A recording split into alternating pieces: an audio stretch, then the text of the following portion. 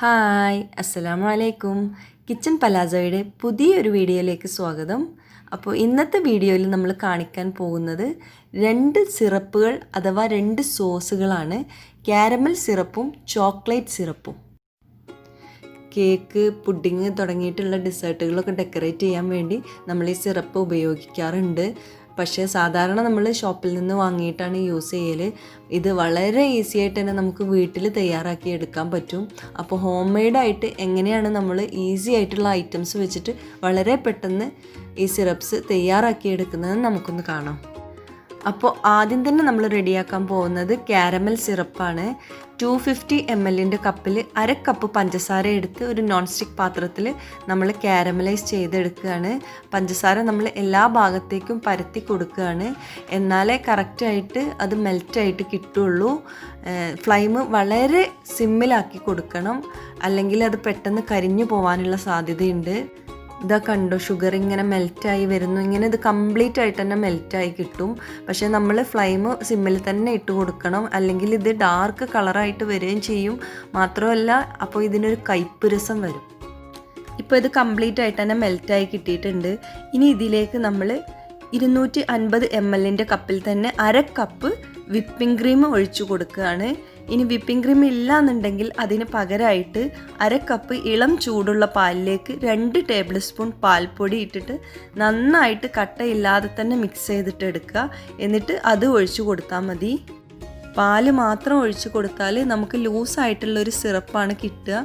അപ്പോൾ അതുകൊണ്ടാണ് നമ്മൾ പാൽപ്പൊടി കൂടി ആഡ് ചെയ്ത് കൊടുക്കുന്നത്. അപ്പോൾ തിക്കായിട്ടുള്ളൊരു സിറപ്പ് തന്നെ കിട്ടും.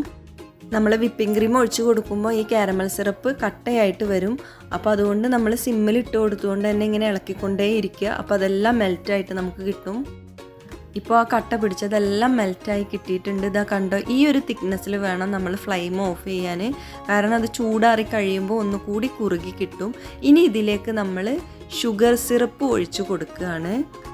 അതായത് ഒരു അര കപ്പ് പഞ്ചസാരയിലേക്ക് 3-4 ടേബിൾ സ്പൂൺ വെള്ളം ഒഴിച്ച് ഗ്യാസിൽ വെച്ച് ഉരുക്കി സിറപ്പാക്കി എടുക്കുക.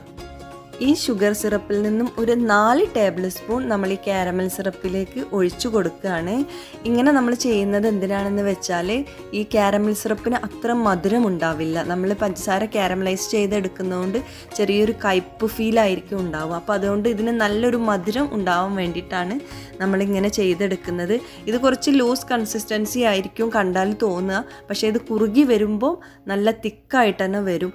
ഇനി അഥവാ ബൈ ചാൻസ് ഇത് തിക്നെസ് കൂടി പോവുകയാണെന്ന് തോന്നിയാൽ നമ്മൾ ഈ ഉണ്ടാക്കി വെച്ച ഷുഗർ സിറപ്പ് നമ്മൾ കുറച്ച് ആഡ് ചെയ്ത് കൊടുത്താൽ മതി. അതിന് ലൂസായി കിട്ടിക്കോളും. ഇതാ കണ്ടോ, ചൂടാറിക്കഴിഞ്ഞപ്പോൾ നമുക്ക് നല്ല തിക്കായിട്ടുള്ള കാരമൽ സിറപ്പ് തന്നെ കിട്ടിയിട്ടുണ്ട്.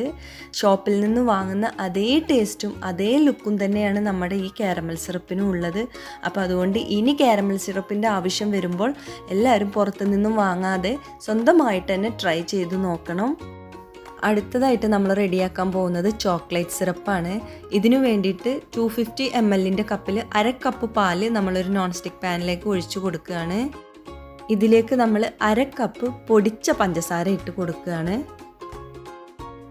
ഇനി 2 ടേബിൾ സ്പൂൺ പാൽപ്പൊടി മിൽക്ക് പൗഡർ ഇട്ട് കൊടുക്കുകയാണ്. ഇതിന് ശേഷം 2 ടേബിൾ സ്പൂൺ കൊക്കോ പൗഡർ ഇട്ട് കൊടുക്കുകയാണ്. കൂടാതെ 1 ടീസ്പൂൺ കോൺഫ്ലോറും കൂടി ഇട്ട് കൊടുക്കുന്നുണ്ട്.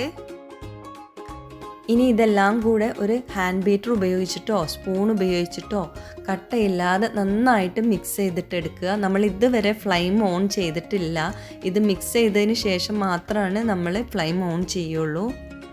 ഇപ്പോൾ നമ്മളിത് മിക്സ് ചെയ്തെടുത്തിട്ടുണ്ട്. ഇനി ഫ്ലെയിം ഓൺ ചെയ്തിട്ട് വളരെ സിമ്മിൽ വെച്ച് കൊടുത്തുകൊണ്ട് കൈയെടുക്കാതെ ഇളക്കിയിട്ട് ഇതിനെ കുറുക്കിയെടുക്കുകയാണ്. നമ്മൾ 1 ടീസ്പൂൺ കോൺഫ്ലോർ ചേർത്തത് ഇത് ഒരു തിക്കായിട്ടുള്ളൊരു കൺസിസ്റ്റൻസിയിൽ കിട്ടാൻ വേണ്ടിയിട്ടാണ്.